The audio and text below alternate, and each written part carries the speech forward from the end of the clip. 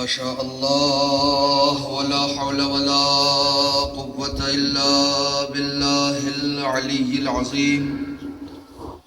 حسبنا الله ونعم الوكيل، نعم المولى ونعم النصير.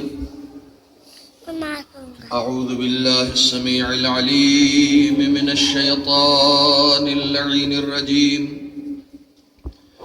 بسم الله الرحمن الرحيم. الحمد لله الذي جازي كل صانع ورائش كل قانع وراحم كل ضارع ومنزل المنافع والكتاب الجامع بالنور الساطع، وهو للدعوات سامع وللكربات دافع وللدرجات رافع وللجبابرة قامع، فلا إله غيره ولا شيء يعدله، ليس كمثله شيء وهو السميع البصير اللطيف الخبير، وهو على كل شيء قدير. والصلاة والسلام والتحية والإكرام على السيد الأنام الذي سمي في السماء أحمد وفي الأرض أبي القاسم محمد، وعلى أهل بيته الطيبين الطاهرين المعصومين المظلومين الذين أذهب الله عنهم الرجس وطهرهم تطهيرا.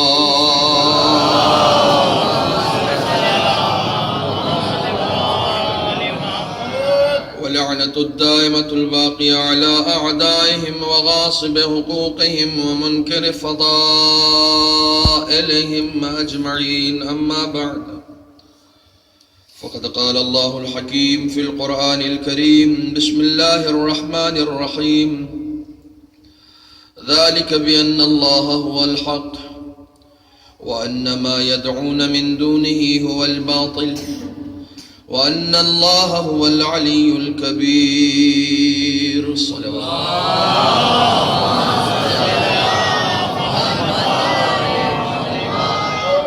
برادران عزیز، التماس ہے ایک مرتبہ سورہ حمد کی تلاوت فرما کر سید اقبال ظہیر ابن سید شبیر حسن قتیل مرحوم کی روح کو احسان فرما دیں.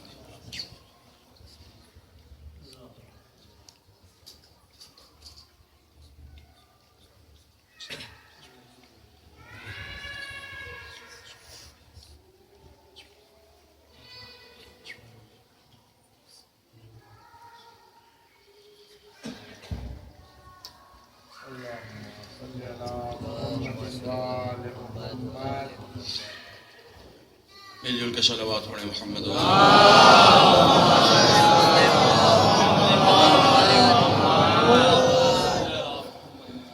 کربلا میزان حق و باطل کے عنوان سے جس سلسلہ گفتگو کو آپ مسلسل سماعت فرما رہے ہیں، آج اس کی تیسری قسط ہدیہ سماعت ہے.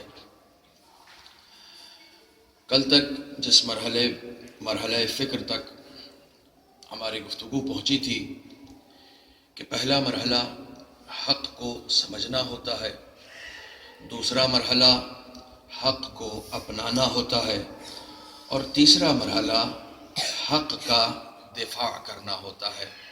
ظاہر ہے کہ انسان جس کو سمجھے گا اسی کو اپنائے گا، اور جس کو اپنائے گا اپنی آخری سانس تک اس کا دفاع بھی کرے گا، کیونکہ انسان کسی ایسے عقیدے کو نہیں اپناتا کہ جس کا دفاع نہ کر سکے. اگر عقیدہ اپنایا ہے تو اس کا دفاع بھی ضروری ہے. آج اس پہلے مرحلے میں میں ایک کنفیوژن کو حل کرتا چلوں کہ عقیدہ ماننے کا نام نہیں ہے، کہ کچھ ہماری اپنی فکروں نے کسی فکر کو عقیدہ بنا لیا ہے. عقیدہ یہ نہیں ہوتا، بلکہ اسلام ایسے عقیدے کی بات کرتا ہے جو عین حقیقت ہے. ایک حق ہے اور حقیقت ہے جسے اسلام پیش کرتا ہے. اسی عقیدے کو، اسی حقیقت کو جب ہم مان لیتے ہیں تو اس کو عقیدہ کہا جاتا ہے. عقیدہ ہم اپنی فکروں سے نہیں بناتے. عقیدہ ہم سماج میں بیٹھ کر نہیں طے کرتے، یا یہ کہا جائے کہ عقیدہ فرش پہ بھی ہم بیٹھ کر نہیں طے کرتے. عقیدہ ہم مسجدوں میں بھی نہیں بناتے، عقیدہ ہم مدرسوں میں بھی نہیں بناتے، بلکہ ایک حقیقت ہے جسے حق حقیقی نے محمد عربی کے ذریعے سے بھیج دیا ہے.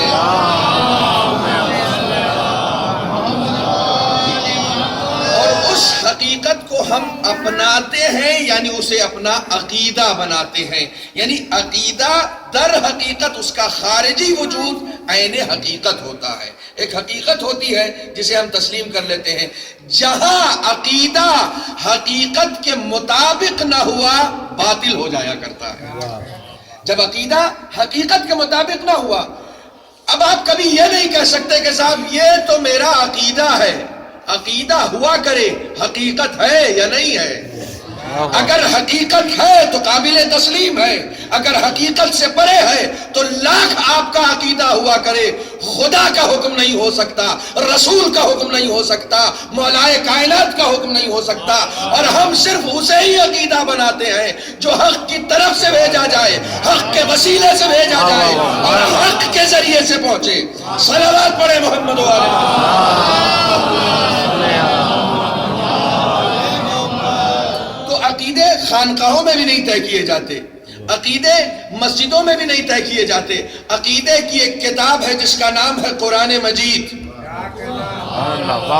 قرآن مجید عقیدہ بیان کرتا ہے. اگر تمہارا عقیدہ قرآن سے ٹیلی کر رہا ہے تو عین حقیقت ہے. اگر قرآن سے ٹیلی نہیں کر رہا ہے تو ہوا کرے عقیدہ، حقیقت سے اس کا کوئی سروکار نہیں ہے. کیوں؟ اس لیے کہ حقیقت کو سمجھنے کے لیے علم چاہیے، اور علم حقیقتوں کو دریافت کرتا ہے، واہموں کو دریافت نہیں کرتا، شکوک و شبہات کو دریافت نہیں کرتا. علم یقین تک پہنچاتا ہے.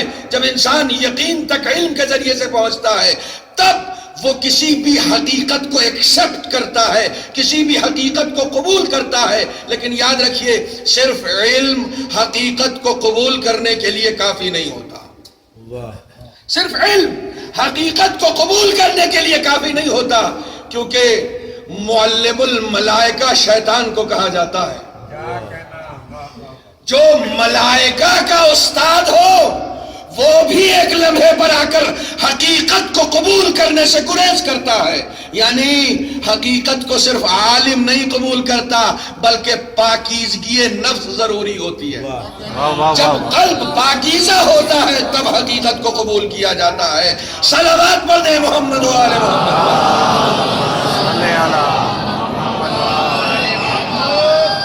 قلب کی پاکیزگی شرط ہے. اور تیسرا مرحلہ حق کے دفاع کا ہے. میں نے کل 3 چیزیں عرض کی تھی.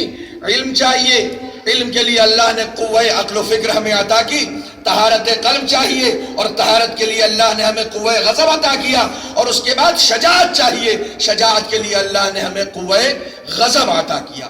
طہارت کے لیے قوہ شہوت عطا کیا اور شجاعت کے لیے قوہ غضب عطا کیا. قوہ غضب پر کنٹرول ہمیں شجاع بناتا ہے، قوہ شہوت پر کنٹرول ہمیں پاک و پاکیزہ بناتا ہے. دیکھیے، میں نے کل کی مجلس میں ایک جملہ کہا تھا کہ مسلمانوں کی سب سے بڑی بدنصیبی یہ ہے کہ مسلمان چپ رہتا ہے، مسلمان بولتا نہیں ہے. بھائی جب آپ حق پر ہیں تو چپ کیوں ہیں؟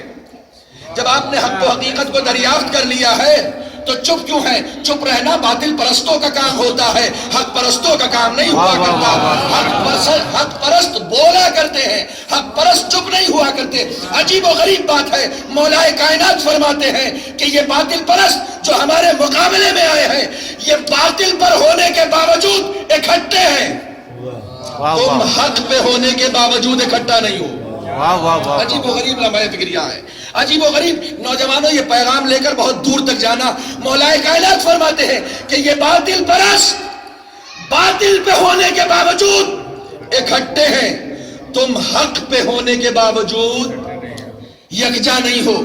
یہ مولا کائنات نے بہت پہلے کہہ دیا تھا، اور جب بات علی کی زبان سے ہونا تو قیامت تک جھوٹی نہیں ہو سکتی، قیامت تک جھوٹی نہیں ہو سکتی۔ کیوں؟ حق ہے، حق کی زبان سے صرف حق جاری ہوتا ہے۔ جو لسان اللہ ہے اس کی زبان سے حق کے علاوہ کچھ جاری نہیں ہوتا۔ آج آپ امت مسلمہ کا حال دیکھ لیجئے، اسلام اور مسلمانوں کا سب سے بڑا دشمن کون ہے؟ دو قومیں ہیں، دو قومیں ہیں جو مسلمانوں کی سب سے بڑی دشمن ہے۔ کافر دشمن نہیں ہے مسلمانوں کا، ایک کا نام ہے یہودیت اور دوسرے کا نام ہے عیسائیت۔ یہ دو قومیں ہیں جو عالم اسلام سے لڑ رہی ہیں مسلسل۔ یہ دو قومیں ہیں، توجہ کیجئے گا، ایک عظیم مرحلے کو مجھے سر کرنا ہے آج، اور یہ پیغام تمام عالم اسلام میں پھیلا دیجئے۔ یہ دو قومیں ہیں، دشمنی کی کوئی نہ کوئی وجہ ہوتی ہے، دشمنی کبھی بے وجہ نہیں ہوتی۔ ایک کو خیبر میں شکست ملی ہے اس لیے دشمنی کرتا ہے، ایک کو مباہلے میں شکست ملی ہے اس لیے دشمنی کرتا ہے۔ میں نے اتنی آسانی سے لفظ آپ کو دے دی، یہ اتنا آسان نہیں تھا۔ مباہلے میں شکست کوئی چھوٹی شکست نہیں تھی، مباہلے کی شکست آج تک یاد کی جاتی ہے۔ خیبر میں شکست کوئی چھوٹی شکست نہیں تھی بھائی، 39 دن تک مسلمان فتح نہیں کر پا رہا تھا، 40 دن لگ گئے تھے خیبر کو فتح کرنے میں۔ یہودیت کی کمر توڑ دی تھی خیبر نے، عیسائیت کی کمر توڑ دی تھی مباہلے نے۔ بھائی مباہلہ ہوا بھی نہیں اور ہار بھی گئے، اس سے بڑی ہار کیا ہوگی؟ کوئی مباہلہ نہیں ہوا، کوئی مناظرہ نہیں ہوا، لفظیں نہیں آئیں، صرف چہرے آئے۔ چہروں کو دیکھ کر شکست مان گئے کہ نہیں، ان سے نہیں۔ تو ایک بات یاد رکھنا، یہ دشمنی جہاں سے چلی ہے اور جن کی وجہ سے چلی ہے، دشمنی بھی صرف انہی سے رہے گی، کسی اور سے نہیں رہے گی۔ پتہ نہیں میری بات کہاں تک پہنچی؟ دشمنی بھی صرف انہی سے رہے گی، کسی اور سے نہیں رہے گی۔ جو مسلمان ان کی آواز میں آواز ملا لے گا، اس سے کیا دشمنی؟ دشمنی تو اس سے ہوگی نا جس سے شکست کا خطرہ ہو۔ بھئی اگر پہلی مجلس سے پیش نظر ہے، جب ماضی خراب ہوتا ہے تو ماضی کو یاد کر کر کے انسان سہم جاتا ہے، نہیں ان سے نہیں۔ جو کل نہیں چھوڑ سکا وہ آج کہاں سے چھوڑے گا؟ جس نے کل شکست دے دی وہ آج بھی شکست دے دے گا۔ تو خطرہ تو صرف اسی سے ہے نا جس کے پاس علی ہے، جس کے پاس فاطمہ ہے، جس کے پاس حسن ہے، جس کے پاس حسین ہے، خطرہ اسی سے ہے۔ تو لیکن ایک لمحہ فکریہ میں تمام امت اسلام کو دینا چاہتا ہوں، جتنے بھی فرقوں میں ہم بٹ گئے، بٹا کریں۔ یہودیت اور عیسائیت، توجہ کیجئے گا، ان کا نبی الگ ہے، ایک موسیٰ کے ماننے والے، ایک عیسیٰ کے ماننے والے۔ ان کی کتاب الگ ہے، دونوں کی الگ الگ آسمانی کتابیں ہیں لیکن الگ الگ ہیں۔ ایک کے پاس توریت ہے، ایک کے پاس انجیل ہے۔ عجیب و غریب بات ہے، ان کی لینگویجز الگ ہیں، ان کا ملک الگ ہے، ملک الگ، زبان الگ، شکل و شباہت الگ، دین الگ، کتاب الگ، نبی الگ۔ مگر جب ان دونوں قوموں کو مسلمانوں سے لڑنا ہوتا ہے تو دین کو کنارے کر دیتے ہیں، کتاب کو کنارے کر دیتے ہیں، نبی کو کنارے کر دیتے ہیں، سب کچھ کنارے، دونوں مل کے ہاتھ ملا لیتے ہیں اور مسلمانوں سے لڑتے ہیں۔ حیف ہے مسلمانوں کی قسمت پر، کتاب ایک، نبی ایک، کعبہ ایک، دین ایک، سب کچھ ایک ہونے کے باوجود مسلمان متحد نہیں ہو پاتا ہے۔ صلوات پڑھیں محمد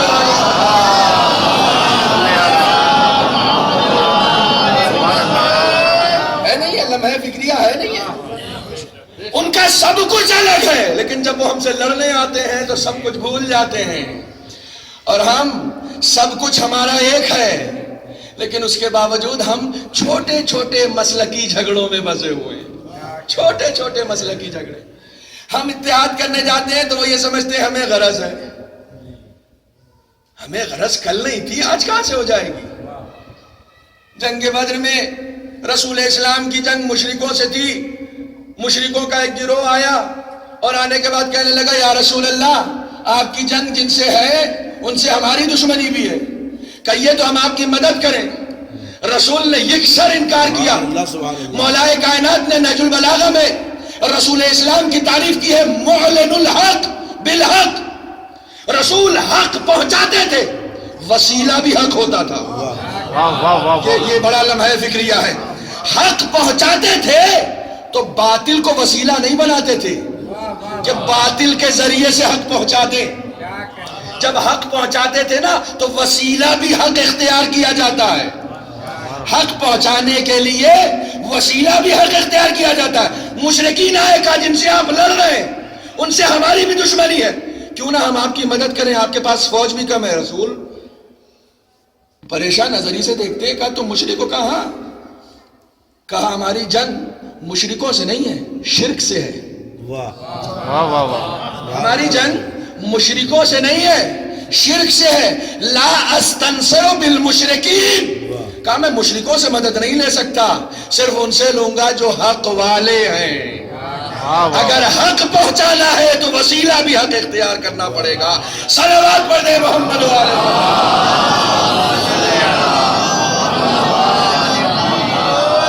اگر حق پہنچانا ہے تو وسیلہ بھی حق اختیار کرنا پڑے گا. لیکن جہاں عقیدے کمزور ہوتے ہیں وہاں شجاعت رخصت ہو جاتی ہے. جب عقیدے کمزور ہو جاتے ہیں تو شجاعت رخصت ہو جاتی ہے. ایک انسان کا خدا پہ بھروسہ نہیں ہے تو وہ موت سے تو ڈرے گا، کیونکہ اسے معلوم ہے کہ موت فنا ہو جانے کا نام ہے. میں نے ایک جملہ کہا تھا پہلی مجلس میں کہ میں عرض کروں گا. ابھی 8-10 سال پہلے کافی بحثیں ہوئی ہیں اس پر، اور اس وقت تو بڑا مارکا تھا نیٹ پر بھی، اور تمام دنیا کے دانشور پلورالزم کی گفتگو کر رہے تھے کہ بھئی جتنے بھی راستے ہیں سب تو وہیں جاتے ہیں، ہم چاہے جس راستے سے چلے جائیں پہنچیں گے تو حق تک. یعنی سارا راستہ نجات کی طرف جاتا ہے. توجہ کیجئے گا، قرآن نے کنڈم کیا ہے اسے. تم لاکھ اپنی خام خیالی میں یہ سوچتے رہو کہ چاہے جس راستے سے چلے جائیں حق تک پہنچ جائیں گے. ایک جملہ یاد رکھیے گا میرا کہ آپ چاہے جس راستے سے جائیں موت تک جانے کا تو راستہ کامن ہے، مگر جو راستہ حیات تک جاتا ہے اسے صرف صراط مستقیم کہا جاتا ہے. صلوات پڑھ دے محمد و آل محمد.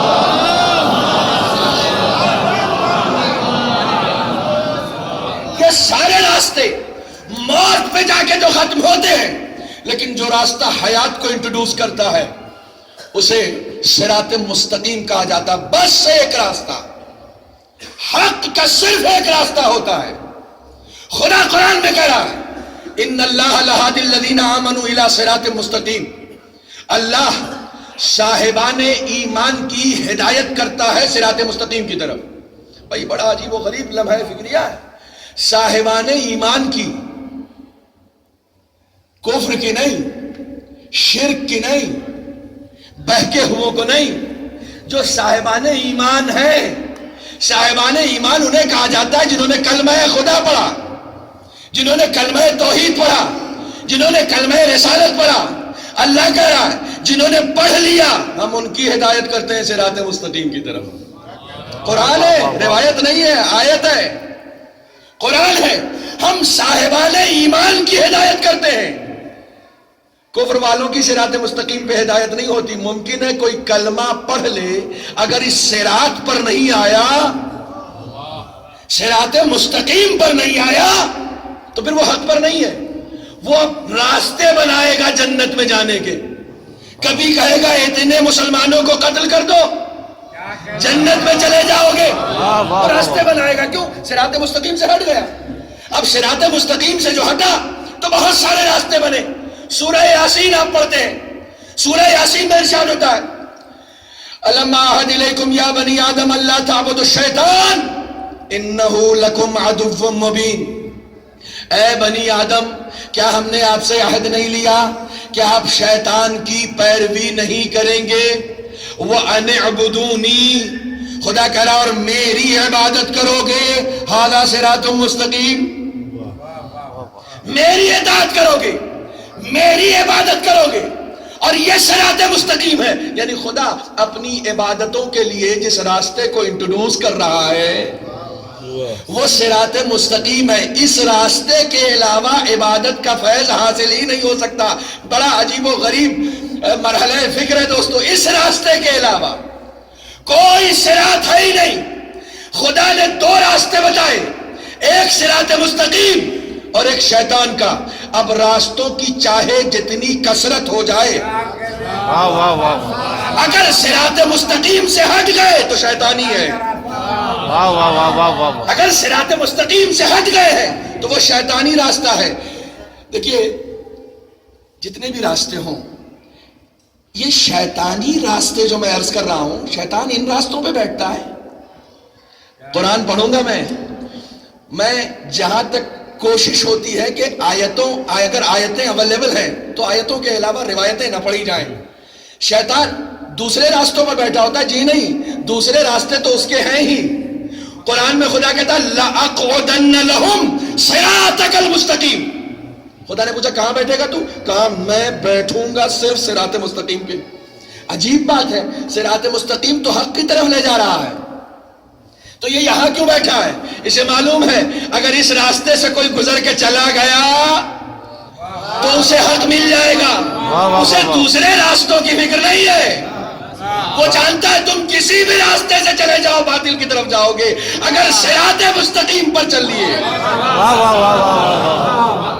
یہ راستہ حق کی طرف جاتا ہے، اس لیے وہ وہیں بیٹھا ہے کہ اس راستے سے میں جانے نہیں دوں گا۔ اب حیف ہے کہ ہم اپنے تمام گناہوں کا صحرا اور جرم سب شیطان کے سر ڈال دیتے ہیں۔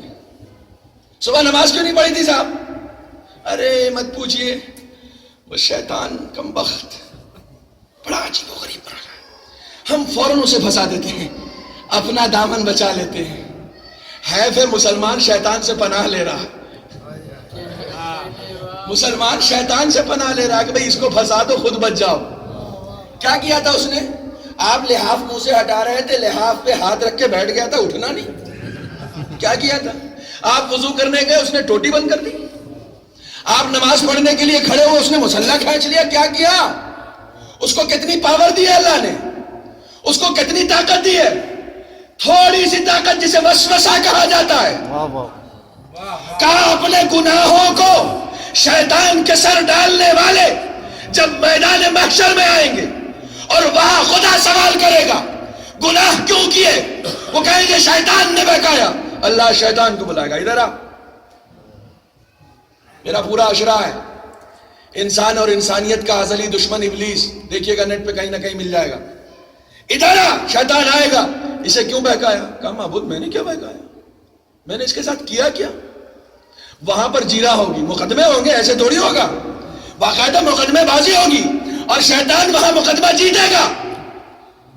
بڑی عجیب و غریب بات ہے، وہاں شیطان مقدمہ جیتے گا، میں نے کچھ نہیں کیا۔ اس سے پوچھے کیا کبھی یہ مسجد جاتا تھا تو میں راستے میں آ کے روکتا تھا اسے؟ کیا کبھی یہ نماز صبح کے لیے اٹھتا تھا تو میں اسے دبا کے بیٹھ جاتا تھا؟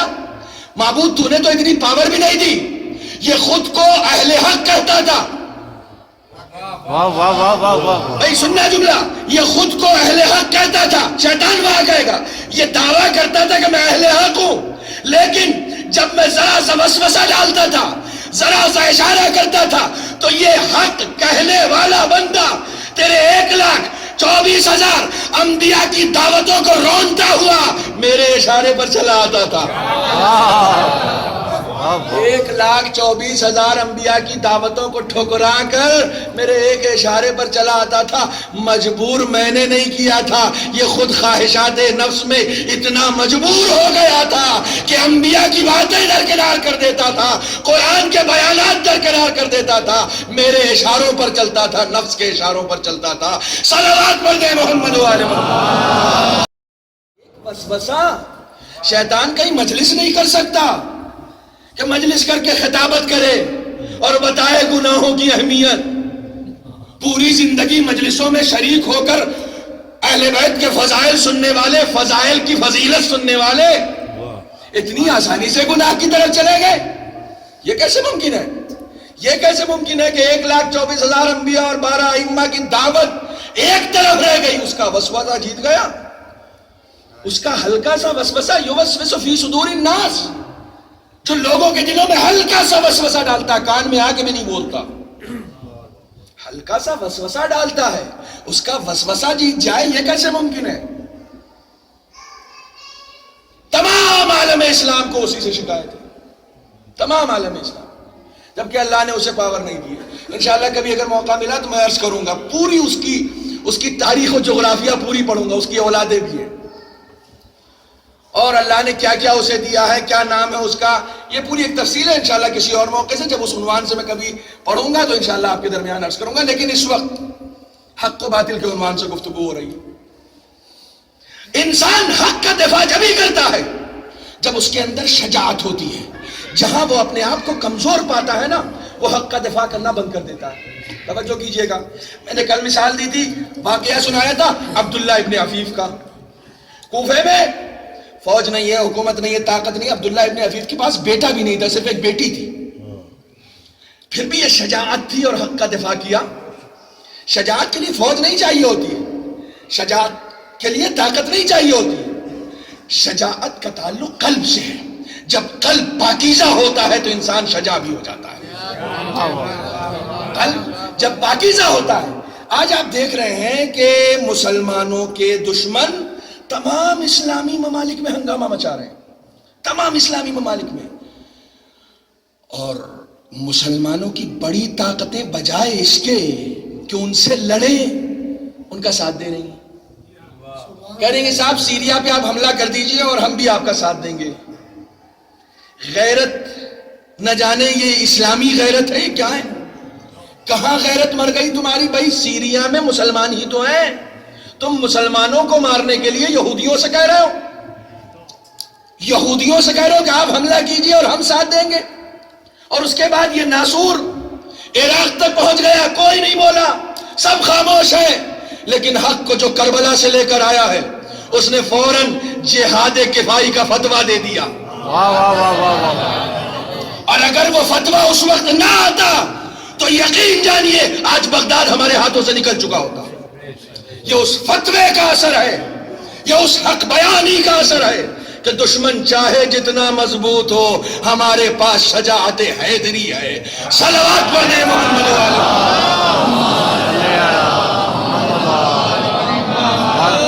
کمزوری اس وقت آتی ہے جب عقیدہ ڈاما ڈول ہوتا ہے۔ توجہ فرمائیے گا، ایک عظیم مرحلے کو سر کرنا ہے آج۔ انسان کمزور اس وقت ہوتا ہے، اپنے آپ کو کمزور اس وقت فیل کرتا ہے، محسوس کرتا ہے جب اس کا عقیدہ کمزور ہو۔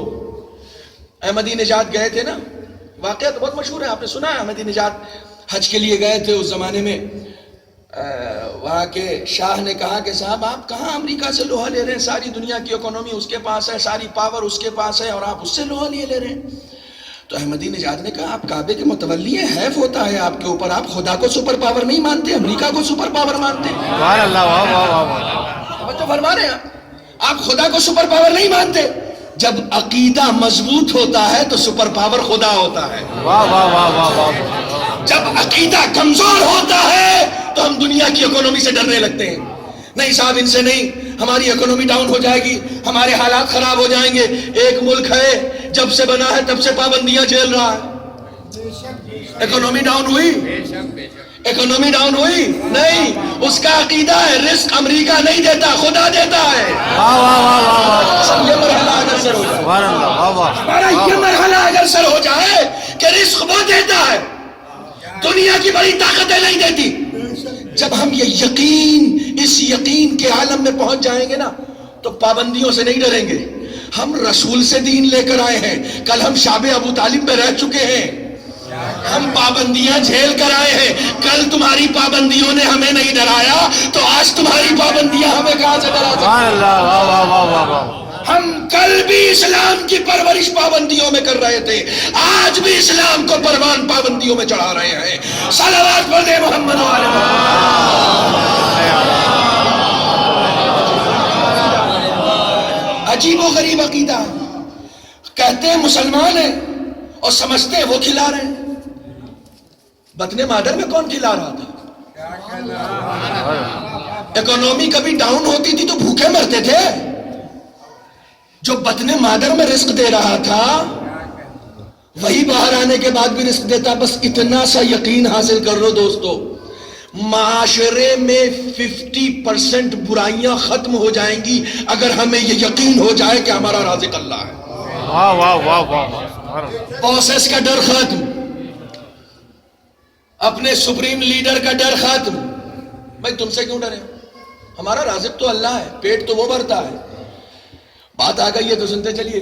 جناب سلیمان منطق الطیر جانتے تھے، جانوروں کی زبان جانتے تھے۔ ایک چینٹی سے پوچھا ادھر آ، ایک سال میں کتنا کھاتی ہے؟ کہا 2 دانے چاول کے 2 دانے۔ کہا پورے سال میں؟ کہا ہاں۔ ہائے یہ چونٹی کا عقیدہ دیکھیے، کہا پورے سال میں 2 دانے کھاتی؟ کہا اسے پکڑا، ایک ظرف میں رکھ دیا، اسے ڈھانک دیا، کہا یہ لے 2 دانے تیرے سال بھر کا رزق۔ اطمینان سے کہا کہاں ٹہلے گی، کہاں گھومے گی، رزق کی تلاش میں جد و جہد کہاں کرے گی؟ آ جا بیٹھ جا۔ اسے 2 دانے دی، 1 سال کے بعد کھولا، توجہ، 1 سال کے بعد اس ظرف کو کھولا، دیکھا چیٹی نے 1 دانہ اور دوسرے دانے میں سے تھوڑا سا کھایا تھا۔ 1 سال میں اس نے کہا میں 2 دانے کھاتی ہوں۔ جب جناب سلیمان نبی نے کھولا تو دیکھا 1 دانہ اور 1 دانے میں سے تھوڑا سا کھایا۔ کہا یہ کیا، تو نے رزق بچا کے کیوں رکھا؟ کہا تم سلیمان ہو، خدا تھوڑی ہو۔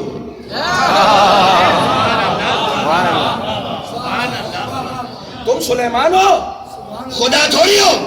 جب میں آزاد رہتی ہوں تو پورے 2 دانے کھاتی ہوں۔ میں نے اسے بچا کے اس لیے رکھا کہ کہیں تم مجھے آزاد کرنا بھول جاتے تو۔ تم اگر مجھے آزاد کرنا بھول جاتے تو میں کیا کرتی؟ جب میں آزاد رہتی ہوں تو پورے 2 دانے کھاتی ہوں، آئندہ کی فکر نہیں کرتی، مجھے اپنے خدا پر یقین ہے۔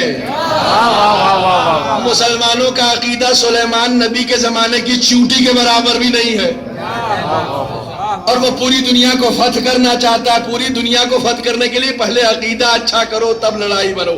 صلوات پڑھ دے محمد و آل محمد۔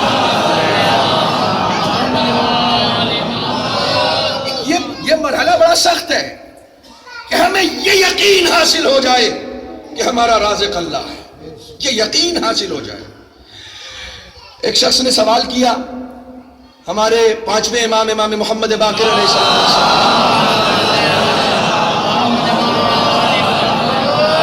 سوال کیا اور کہتا ہے کہ مولا آپ یہ کہتے ہیں کہ رازق اللہ ہے، تو یہ بتائیے کہ اگر اللہ رزق دیتا ہے اور میں کبھی ایسا کروں کہ اپنے آپ کو حجرے میں بند کروں، چاروں طرف سے کھڑکیاں دروازے سب بند کر کے حجرے میں بیٹھ جاؤں، تو وہ رزق کہاں سے پہنچائے گا؟ اب تو ماشاءاللہ سے اس وقت میڈیا کے کیمرے ہر جگہ پہنچے ہوئے ہیں، ہر جگہ۔ چین میں زلزلہ آیا، جاپان میں زلزلہ آیا، ایران میں زلزلہ آیا، آپ نے دیکھا کہ 20 دن کے بعد ملبہ ہٹا اور لوگ زندہ نکل رہے ہیں۔ سائنس سے جا کر پوچھا کہ صاحب 20 دن تک کوئی بغیر کھائے پیے زندہ رہ سکتا ہے؟ سائنس کہتی ہے نہیں، 20 دن تک بغیر کھائے پیے کوئی زندہ نہیں رہ سکتا، مگر پھر بھی ملبے میں دبے ہوئے لوگ زندہ نکل رہے ہیں۔ اس کا مطلب یہ ہے کہ رزق صرف وہی نہیں ہوتا جو ہم محنتوں سے حاصل کرتے ہیں، کبھی کبھی اگر ہم مجبور ہو جائیں تو رزق پہنچانے والا وہاں بھی پہنچا دیا کرتا ہے۔ وجہ ہے نا، امام سے کہہ رہا ہے اگر میں اپنے آپ کو چاروں طرف سے بند کر لوں تو پھر میرا رزق کہاں سے آئے گا؟ میں کہیں سے آنے ہی نہ دوں۔ اب ہم جیسے ملا اور طالب علم سے کوئی سوال کرتا تو حیرت سے آنکھیں بھی پھٹ جاتی اور منہ بھی کھل جاتا، کیا جواب دیں بھائی؟ امام نے ایک لمحے میں جواب بھی دیا اور مطمئن بھی کر دیا۔ امام نے کہا تیرے حساب سے تو اپنے آپ کو حجرے میں بند کر کے جو بیٹھ گیا تو تیرے حساب سے تو پھر موت بھی کہیں سے نہیں آ سکتی۔ تیرے حساب سے تو موت بھی کہیں سے نہیں آ سکتی، کیونکہ تو نے تو دروازے بند کر لیے نا، کھڑکیاں بند کر لی. حیران رہ گیا. امام نے کہا جہاں سے وہ موت دے سکتا ہے وہیں سے حیات بھی عطا کر سکتا ہے. صلوات پڑھے محمد و آل محمد.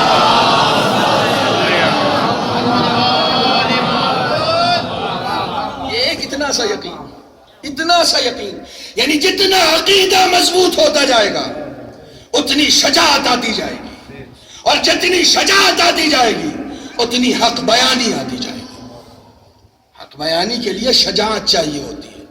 رسول اسلام لے کر آئے، اور اس زمانے میں جس زمانے میں کفار کا دبدبا تھا مکے کے اوپر، اس زمانے میں ابو ذر جاتے ہیں کعبے کی دیوار پر ٹیک لگاتے ہیں اور کہتے ہیں احد احد صمد صمد، نعرے لگا رہے ہیں. ابو ذر کون ہے یہاں تمہارا؟ کفار نے گھیرا اور مارنا شروع کیا، اور اتنا مارا کہ کعبے کی دیوار کے نیچے بے دم ہو کے گر گئے، بے ہوش. جناب حمزہ آئے اور لوگ اٹھا کر لے گئے، مرہم پٹیاں کی، گھر پہ لے گئے. آرام ذرا سا ہوش میں آئے، پھر آ گئے، پھر کعبے کی دیوار کے پاس کھڑے ہو گئے، پھر کہا احد احد اللہ الصمد لا الہ الا اللہ، پھر نعرے لگانے لگے. ابو ذر نے اس وقت بتایا مسلمان ہونے کا مطلب ذمہ داریاں، مسلمان ہونے کا مطلب حق بیانیاں، مسلمان ہونے کا مطلب یہ نہیں کہ اسلام لے آئے تو گھر میں دبک کے بیٹھ جاؤ. مسلمان ہونے کا مطلب یہ ہے کہ برملا اپنے اسلام کو پہنچاؤ، حق کا دفاع کرو. ابو ذر نے اس وقت سمجھایا، اس وقت بتایا. جب انسان اس منزل پہ پہنچتا ہے تو ابو ذر بنتا ہے. اس منزل پہ پہنچتا ہے، عقیدہ ابو ذر بناتا ہے، عقیدہ سلمان بناتا ہے. آپ کہتے ہیں نہیں صاحب انہوں نے تو رسول اسلام کو دیکھا تھا اس لیے سلمان بن گئے. ہمیں پتہ نہیں کتنوں نے دیکھا، اچھے مسلمان نہیں بن سکے سلمان. دیکھا تو بہت سارے لوگوں نے، دیکھنے سے کوئی مسلمان تھوڑی بن جاتا ہے. عقیدے کی پختگی سے مسلمان بنا جاتا ہے. عقیدے کی پختگی سے جتنا علم میں اضافہ ہوتا جائے گا، طہارت قلب میں اضافہ ہوتا جائے گا، ایمان میں پختگی آتی جائے گی. ایک صلوات پڑھ دیں محمد و آل محمد. اس مرحلے فکر تک آ کے دیکھیں کسی بھی بات کی اہمیت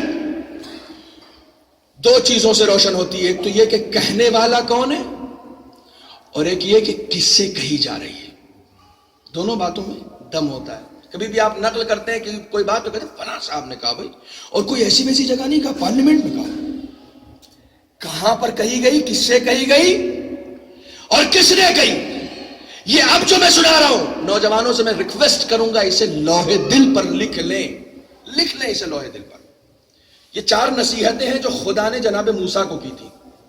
جناب موسیٰ کو خدا نے کی تھی. عجیب و غریب بات ہے، کہنے والا خدا ہے، جس سے بات کہی گئی ہے وہ بھی وقت کا نبی ہے. اور آپ کو معلوم ہے ہم تک کیسے پہنچی ہے؟ ہم تک نقل کیا ہے مولا کائنات علی ابن ابی طالب علیہ السلام.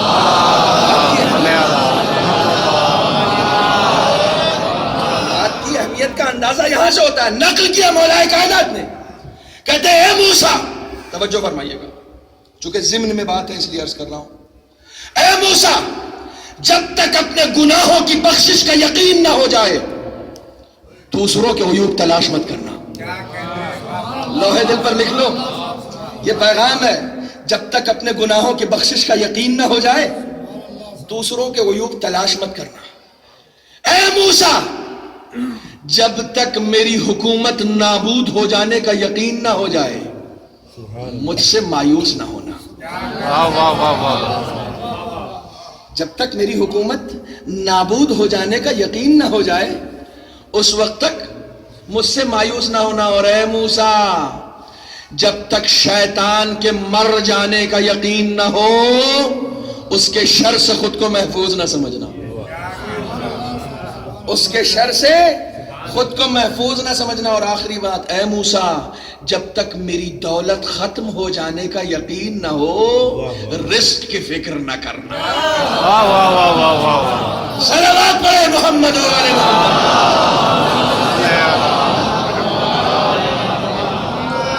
سب سے بڑا حربہ شیطان کا یہ ہے کہ وہ فکر ڈال دیتا ہے دیکھو یہ کرو گے تو حالات اچھے نہیں رہیں گے، پھر حالات خراب ہو جائیں گے تو کوئی تمہیں پوچھے گا نہیں۔ ایک حربہ ایسا شیطان ذہن میں ڈالتا ہے کہ جس کی وجہ سے انسان یہ سوچنے پر مجبور ہو جاتا ہے کہ اس کی عزت کی وجہ اس کی دولت ہے، اس کی عزت کی وجہ اس کی دولت ہے۔ میاں بڑے بڑے دولتی گزر گئے، فرعون آج تک عزت نہ کما سکا، موسیٰ کی عزت ویسی ہی ثابت ہے۔ واہ واہ واہ واہ، نمرود آج تک عزت نہ کما سکا، ابراہیم ویسے ہی با عزت ہے۔ سبحان اللہ، دینے والا رزق ایمان کی بنیاد پر نہیں دیتا، یہ جملہ بھی یاد رکھنا۔ لوگ جو سمجھتے ہیں کہ بھئی اللہ بڑا مہربان ہو گیا ان پہ اس لیے دیے جا رہا ہے، تو ذرا بھئی توجہ کرو، کیا اللہ موسیٰ سے زیادہ فرعون پہ مہربان ہو سکتا ہے؟ موسیٰ کے پاس کم ہے، فرعون کے پاس خوب ہے، بہت ہے اس کے پاس۔ مہربانی کی وجہ سے نہیں دیا جاتا، کبھی عرض کروں گا کیوں دیا جاتا ہے۔ امتحان لینے کے لیے دیا جاتا ہے، دیکھیں کہاں تک جا سکتا ہے۔ واہ واہ واہ واہ واہ واہ، جب کسی کو زیادہ دیا جاتا ہے نا تو اس لیے دیا جاتا ہے دیکھیں کہاں تک جا سکتا ہے۔ توجہ کیجئے گا، اور اس کے لیے میں قرآن کی آیت پڑھوں گا انشاءاللہ، کبھی عرض کروں گا قرآن کی آیت، اس کی دلیل میں پڑھوں گا کہ کہاں تک جا سکتا ہے۔ ایمان کی وجہ سے، مذہب کی وجہ سے، دعا کی وجہ سے، نماز کی وجہ سے، تقوی کی وجہ سے نہیں ملتا۔ اگر ان وجوہات سے ملتا تو ہمارے ائمہ فقر میں زندگی نہ گزارتے۔ ان سے زیادہ تقوی کس کے پاس؟ ہمارے علماء فقر کی زندگی نہ گزارتے۔ ان سے زیادہ علم اور تقوی کس کے پاس؟ ان وجوہات سے نہیں ملتا۔ اللہ جس کو جتنا دینا چاہتا، موسیٰ نے تو ریکویسٹ بھی کی تھی، معبود بند کیوں نہیں کرتا، یہ تو تیرا بھی دشمن ہے میرا بھی دشمن ہے۔ فرعون رزق کیوں نہیں بند کرتا؟ اللہ نے پلٹ کے کہہ دیا موسیٰ وہ بندگی چھوڑ سکتا ہے، میں خدائی تھوڑی چھوڑ سکتا ہوں۔ واہ واہ واہ، صلوات پڑھے محمد و آل محمد۔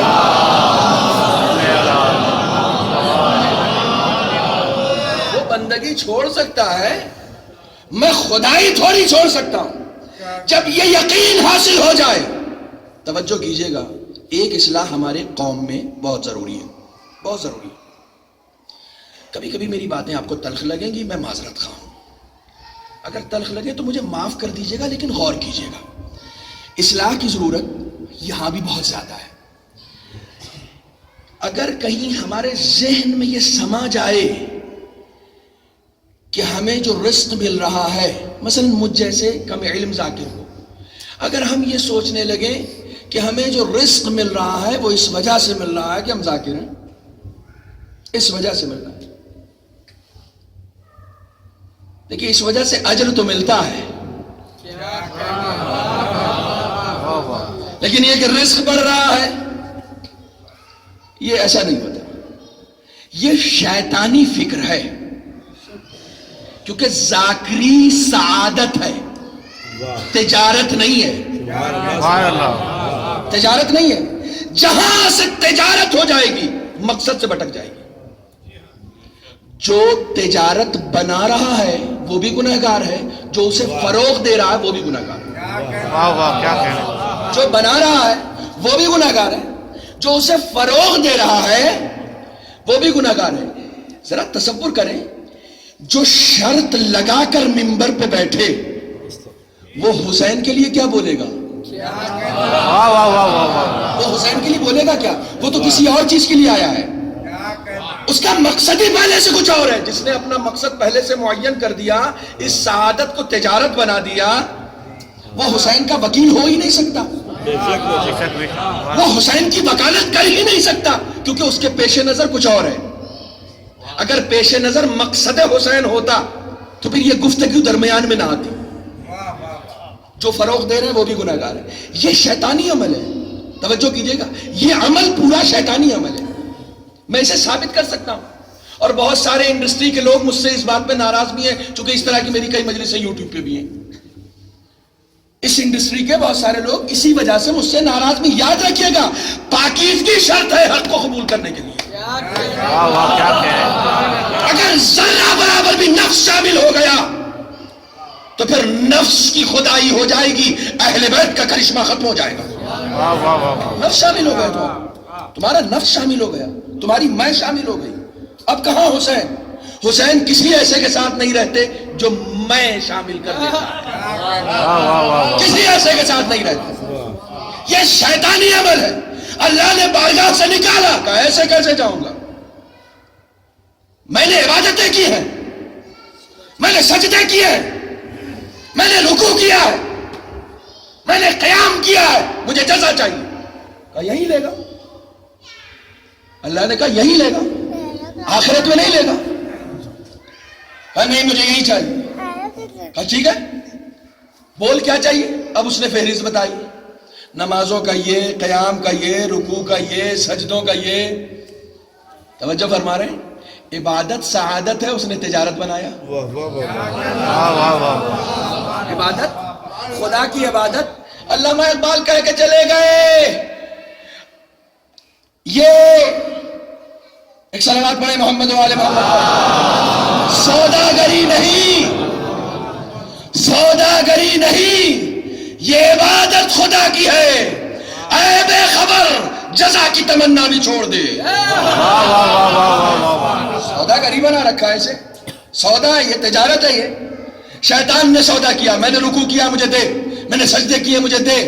مولا کائنات نے پہلے کہہ دیا تھا، معبود میں نے جنت کے لالچ میں عبادت نہیں کی، اس لیے کی کیونکہ تو عبادت کے لائق ہے۔ عبد الملک ابن مروان نے امام سید سجاد سے کہا آپ کیوں عبادت کرتے ہیں؟ آپ کیوں عبادت کرتے ہیں؟ اللہ نے تو آپ کو اتنا سب کچھ دے رکھا ہے، کہا اسی لیے تو کرتے ہیں۔ امام نے کہا اسی لیے تو کرتے ہیں کہ اتنا سب کچھ دے رکھا ہے، ہم مانگنے کے لیے نہیں کرتے، شکرانے میں کرتے ہیں۔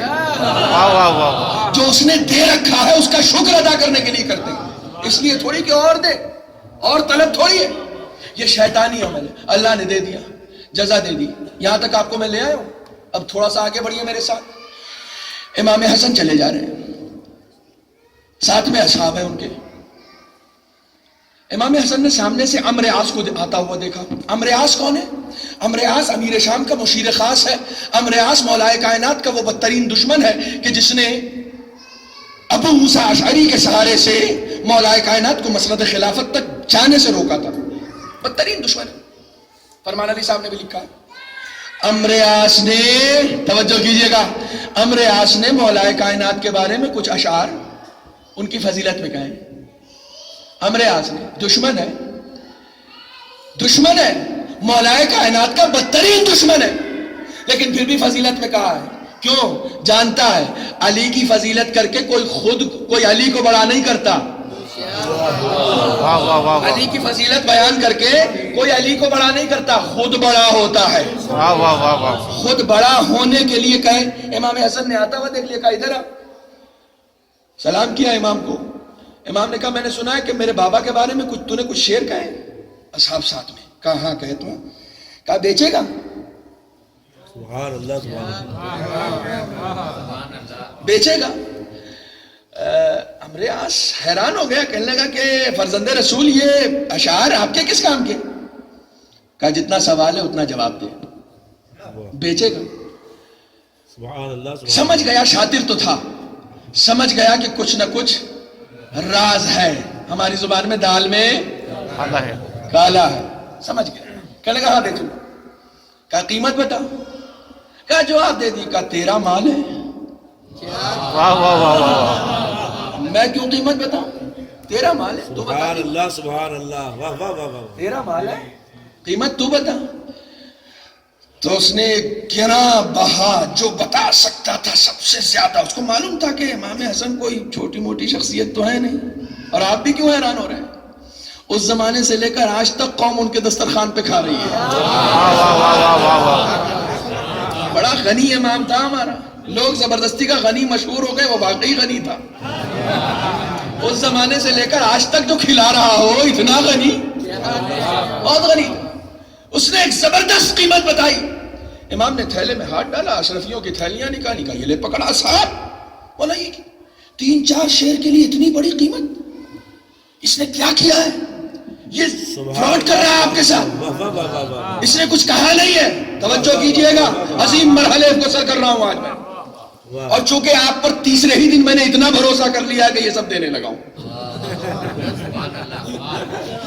مولا یہ یہ 3-4 شعر کے لیے اتنی بڑی قیمت؟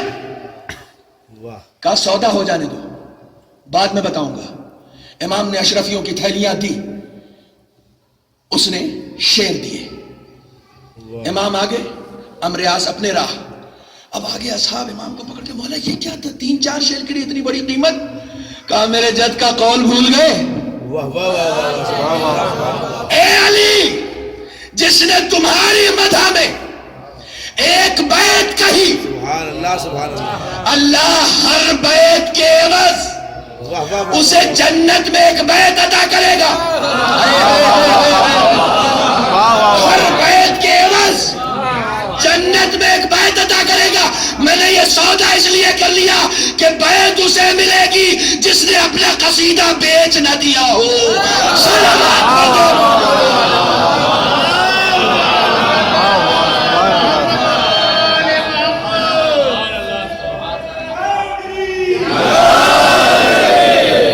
جو اپنے سودے کو بیچ دے گا اسے کہاں سے؟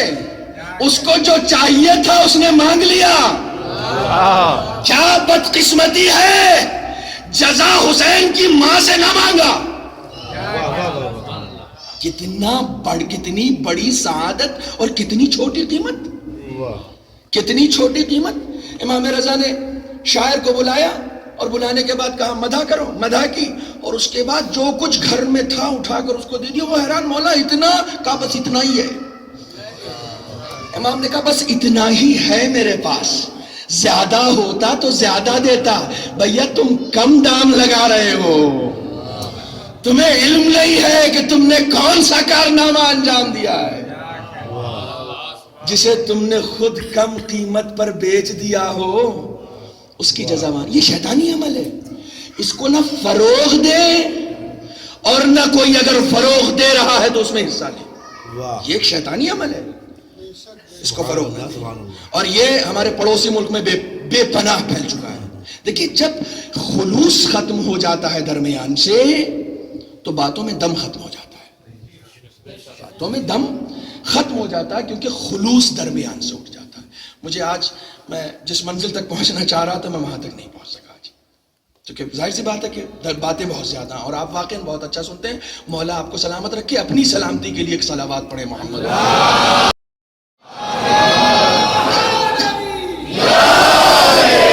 خداوند عالم ہم سب کو سچا عزادار بنائے، خداوند عالم ہم سب کو مخلص اہل بیت سے پیار کرنے والا بنائے، مخلص خلوص کے ساتھ اہل بیت کا عاشق بنائے۔ یقیناً اگر اخلاص نہیں ہے تو کچھ نہیں ہے، ہمارا عمل منہ پہ مار دیا جائے گا۔ کس کے لیے کر رہے تھے، کس کے لیے کر رہے تھے؟ کئی مرتبہ ہم مجلس اپنے نام کے لیے کر رہے ہوتے ہیں۔ انسان کو اس کے عمل کا ثواب عمل کی کثرت کی بنیاد پر نہیں ملتا، عمل کی نیت کی بنیاد پر ملتا۔ سبحان اللہ سبحان اللہ۔ دیکھیے نیت کی بڑی اہمیت ہے، عمل سے زیادہ نیت کی اہمیت ہے۔ رسول اسلام فرماتے ہیں نیت المؤمن خیر من عمل، مومن کی نیت اس کے عمل سے بہتر ہوتی ہے، عمل سے بہتر ہوتی ہے۔ ہمارے یہاں نیتوں کی اہمیت ہے۔ ممکن ہے آپ بڑی اچھی مجلس پڑھتے ہو، ممکن ہے آپ کے پاس ادب بھی ہو، آپ کے پاس زبان بھی ہو، ممکن ہے سب کچھ ہو، آپ کی مجلس عام لوگوں کو خوب پسند آ رہی ہو، ممکن ہے، لیکن خدا فن ذاکری کی بنیاد پر جزا نہیں دیتا۔ کس نیت کے ساتھ آپ ذکر کر رہے ہیں؟ ورنہ جب تاریخ اسلام میں پہلی مسجد بنی ہے تو رسول اسلام نے کسی اچھی شین قاف والے سے اذان نہیں کہلوائی۔ ہمیں اچھی قرات سے زیادہ اچھی نیتوں کی تلاش ہوتی ہے۔ جو اچھی نیت والا ہے رسول یہ کہہ کر ٹھکرا دیتے ہیں تمہاری شین قاف سے زیادہ مجھے بلال کی شین قاف اچھی لگتی ہے۔ نیت اچھی ہوتی ہے تو عمل اچھا ہو جاتا ہے۔ صلوات پڑھے محمد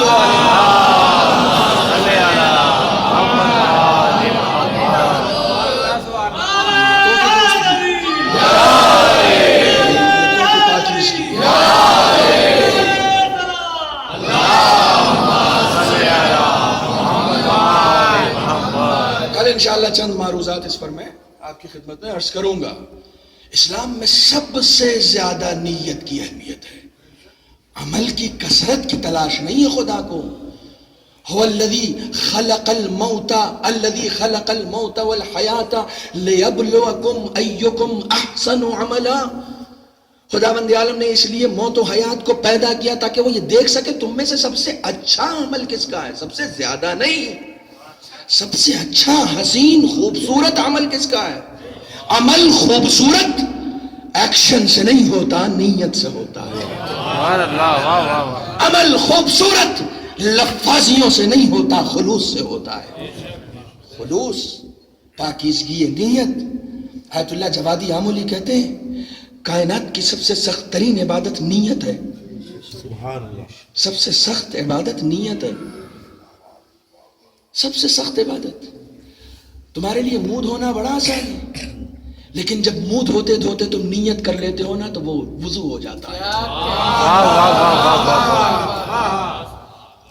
تمہارے لیے نہانا بڑا آسان ہے، کیوں نہا رہے ہو؟ ارے پسینے سے بدبو آتی ہے، لوگ ملیں گے کیا کہیں گے. لیکن اگر نیت غسل کی کر کے چلے جاؤ گے تو عبادت ہو جائے گی. نہانا دھونا ایک نیت سے عبادت ہو جاتا ہے، منہ ہاتھ دھونا ایک نیت سے وضو ہو جاتا ہے. نیت سب سے سخت ہے، سب سے سخت عمل ہے. کربلا میں نیتوں کی پاکیزگی دیکھی گئی ہے. نیتوں کی پاکیزگی، کیسی کیسی نیت، کیا کیا ارادے.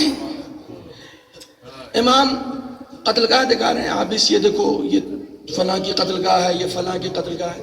امام نے کہا دیکھو یہ پہاڑوں کے درمیان سے راستہ ہے، چلے جاؤ. کہا آقا 70 مرتبہ زندہ کیا جاؤ، 70 مرتبہ موت آئے پھر بھی آپ کو نہیں چھوڑ سکتے. نیت کیسی نیت ہے، کیسا ارادہ ہے. ایک دو موت نہیں، زندگی بھر مجھے مارا جائے اور پھر زندہ کیا جائے، میں آپ کو نہیں چھوڑ سکتا، میں آپ کو نہیں چھوڑ سکتا. مختار اس وقت قید میں تھے لیکن نیت کربلا میں جانے کی تھی. جب نیت کربلا میں جانے کی تھی نا تو قید سے جیسے ہی آزاد ہوئے معلوم ہوا کربلا برپا ہو گئی. ادھر کربلا میں کربلا برپا ہوئی، ادھر مختار کے دل میں کربلا برپا ہو گئی.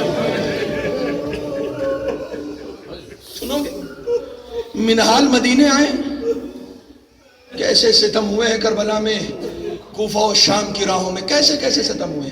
منہال مدینے آئے امام سے ملنے کے لیے، امام علی ابن الحسین سے ملنے آئے، سلام کیا، نوید دی، مختار کے قیام کی نوید دی امام کو. آقا مختار نے قیام کیا ہے. ادھر نوید سنی امام نے، ادھر فوراً پلٹ کے پوچھا ہرملہ گرفتار ہو گیا کیا؟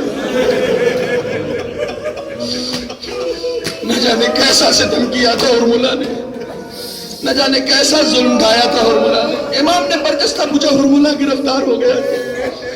منہال کہتے میں لرس کے رہ گیا. ایک وقت وہ آیا جب میں مختار سے ملنے کے لیے مختار کے دارالحکومت پہنچا، مختار کے دربار میں پہنچا، میں نے اندر خبر بھجوائی غلام آیا ہے آقا کا، آقا علی ابن الحسین کا غلام آیا ہے، صحابی آیا ہے. جیسے ہی مختار کو خبر ملی مدینے سے آقا کا صحابی آیا ہے، ننگے پاؤں دربار کے باہر آ گئے. منہال آؤ، منہال کا استقبال کیا. مختار فوراً پوچھتے ہیں منہال آقا کی کیا خبر ہے؟ کہا بس وہ تمہارے قیام کی خبر میں نے آقا کی سنائی. کہا آقا نے کیا کہا؟ کہا آقا نے فوراً پوچھا ہرملہ گرفتار ہو گیا. اللہ اکبر، اللہ اکبر.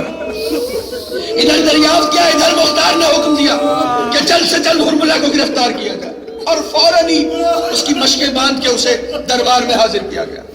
ہرملہ آتا ہے، مختار نے پوچھا ہرملہ یہ بتا تو نے ایسا کیا کیا ہے کہ میرا آقا تیری گرفتاری کی فکر کر رہا ہے؟ تو نے ایسا کیا کیا کہ میرا آقا یہ چاہتا ہے کہ تو گرفتار ہو جائے؟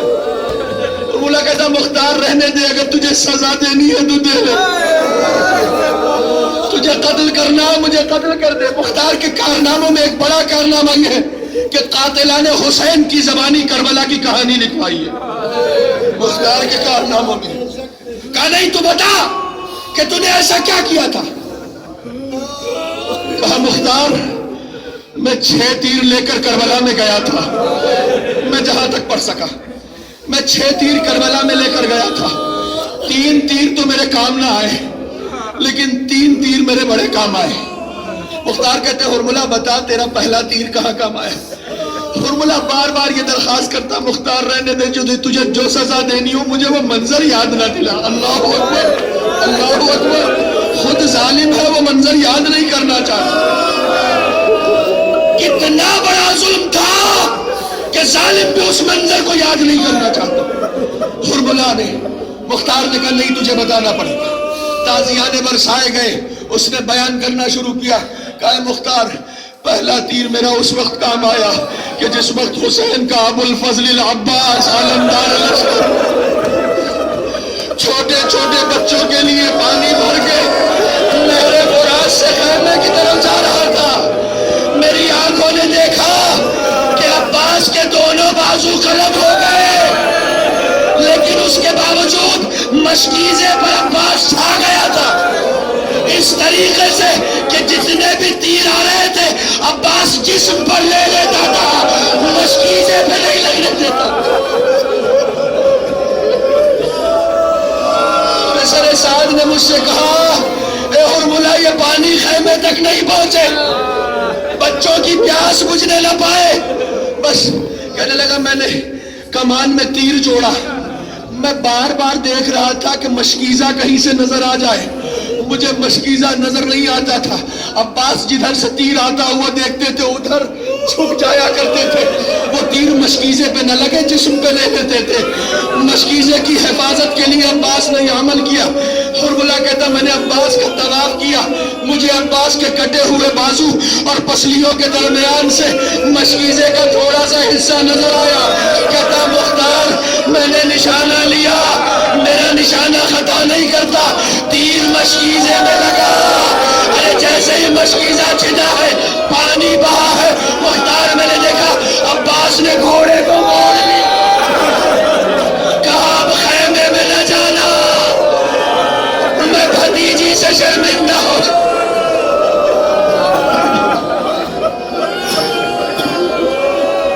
اجرکم علی اللہ، آپ کی آوازیں بلند ہو گئی، خدا ان آوازوں پر رحمت نازل کرے۔ عباس نے اپنے گھوڑے کو موڑ دیا، نہر کی طرف چلا گیا، خیمے کی طرف نہیں گیا۔ مختار چہرے پر تماچا مارتے ہیں، مختار ماتم کرتے ہیں، مختار گریا کرتے، کہتے بتا تیرا دوسرا تیر کب کام آیا؟ کہا ہرملہ رہنے دے دوسرے تیر کا حال میں سن۔ کہا نہیں بتا۔ کہا دوسرا تیر میرا اس وقت کام آیا جب حسین کے پاس عباس نہیں تھا، حسین کے پاس قاسم نہیں تھا، حسین کے پاس علی اکبر نہیں تھا، حسین اپنے 6 مہینے کے بچے کو ہاتھوں میں لے کر میدان کارزار میں آ گئے۔